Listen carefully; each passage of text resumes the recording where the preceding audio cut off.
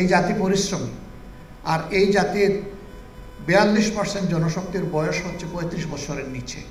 Very potential nation. বহু দেশে এখন 40%-এর উপরে হয়ে গেছে বৃদ্ধ মানুষের সংখ্যা। আমাদের সমাজে পটেনশিয়াল ম্যান পাওয়ার আছে, কেন আমরা পারবো না? ইনশাল্লাহ পারব।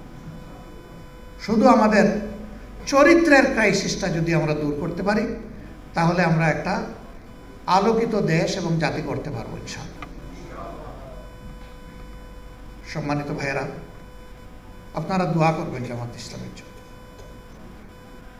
আমি সেদিন বক্তৃতা দিতে গিয়ে 2বার জ্ঞান হারিয়েছি।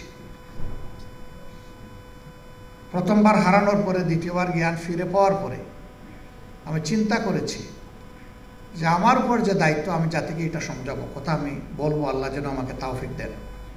তৃতীয়বার চেষ্টা করলাম, আবার পড়ে গেলাম, চোখ অন্ধকার হয়ে আসে, মাথা ঘুরতে থাকে। এরপরে যখন আমি বসলাম, তখন আমার সহকর্মীরা বারবার আমাকে অনুরোধ করেছেন, আপনি আর কথা বলবেন না। আমি বলেছিলাম, আল্লাহ যতক্ষণ আমাকে জীবিত রাখবেন, কথা আমাকে বলতেই হবে ইনশাআল্লাহ। লড়াই আমরা চালিয়ে যাব মানুষের মুক্তির জন্য যত সময় পর্যন্ত আল্লাহ আমাদেরকে হায়াত দিয়েছে। আমরা থামবো না ইনশাআল্লাহ। হ্যাঁ, জামাতে ইসলামী একাই দেশ বদলাতে পারবে না, করতে পারবে না। এখানে সারা দেশবাসীর সহযোগিতা আমাদের প্রয়োজন হবে। সকল দল মতের ধর্মের মানুষের সহযোগিতা আমাদের প্রয়োজন হবে। আমরা মানুষকে মানুষ হিসাবে দেখার পক্ষে, সম্মান দিয়ে দেখার পক্ষে, সকল মানুষের প্রতি ভালোবাসা অন্তরে ধারণ করার পক্ষে।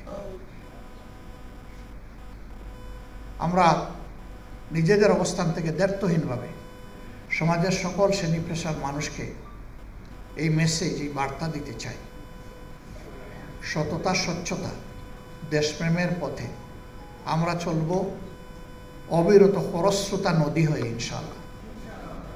কিন্তু এর বিপরীত দ্বারায় যারা চলবেন, তাদের নদীর স্রোত যত প্রবল হোক, ইনশাআল্লাহ আল্লাহ তাআলার শক্তি নিয়ে আমরা তা থামিয়ে দেব, ওটা চলতে দেব না। আগামী নির্বাচন এই জাতির প্রত্যাশা। 3টি নির্বাচনে মানুষ তাদের অধিকার প্রয়োগ করতে পারেনি এবং মনের মতো দল কিংবা ব্যক্তিকে তারা বাছাই করে নিতে পারেনি। আমরা আশা করি আগামী বছরের প্রথমাংশেই এই নির্বাচনটা অনুষ্ঠিত হবে এবং হওয়া উচিত।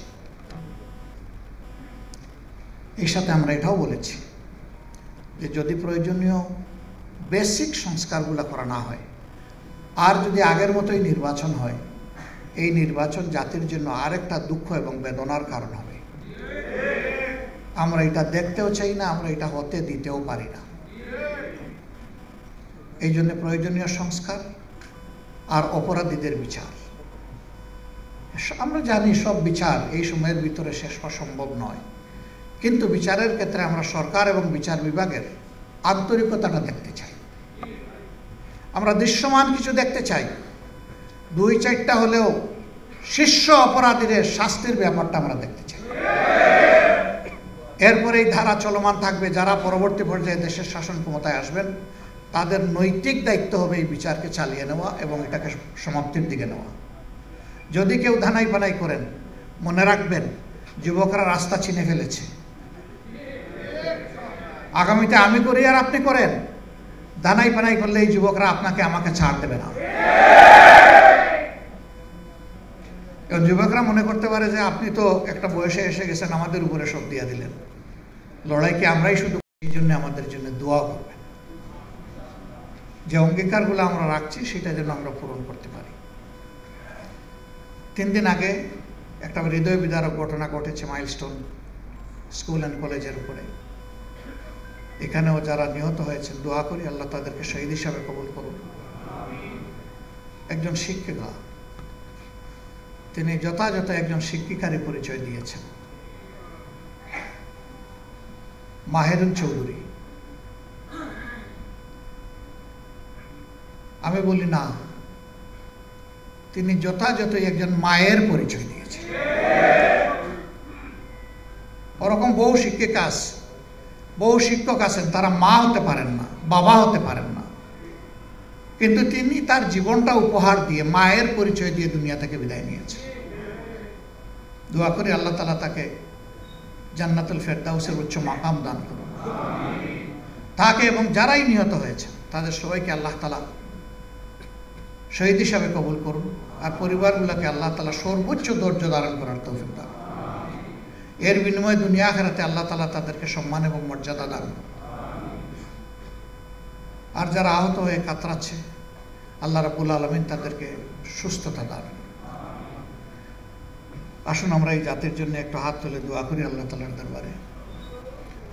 আল্লাহ যেন আমাদের প্রতি রহম করেন, আল্লাহ যেন এই দেশবাসীর উপর শান্তির ফয়সালা দান করেন, আল্লাহ যেন এই দেশকে আগামী দিনের যে কোনো ধরনের ঝুঁকি, চ্যালেঞ্জ এবং ধ্বংস হওয়ার হাত থেকে আল্লাহ যেন রক্ষা করেন।